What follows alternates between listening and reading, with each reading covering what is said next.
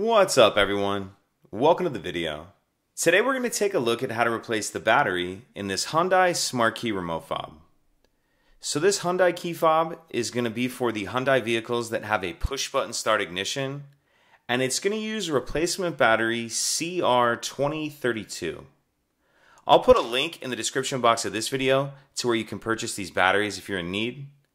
The other thing I'm going to be using is a flathead screwdriver. So the first thing we need to do is remove the emergency key that's in the bottom of the key fob. That's done by pressing this release here that my thumb's on, and then the emergency key will slide out like that, and we can just set that key to the side for now. Now if we grab our screwdriver and we hold the key fob with the buttons facing down, and we take a look at the bottom, on this side we see the slot where the emergency key slid out of. On the other side, we see there's another kind of little cutout, and then there's a little notch in there as well. What I'm going to do is take my screwdriver and I'm going to put it in that notch, and then I'm going to twist the screwdriver like this.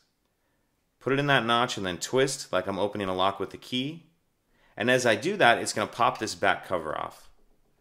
Pop it up rather, and we'll have to pull it all the way off.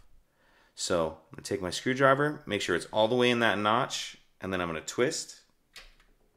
As you can see, it pops the back cover off a little bit. Go ahead and pull it the rest of the way off. Now we see our battery right here. This will slide out of that holder like that. We'll grab our new battery, and we want to make sure that we're installing that with the plus side up. Slide it in that holder, and then we'll snap our back cover on. Slide our emergency key back in, and that's it.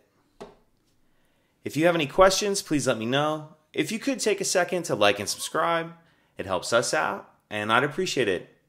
Thank you.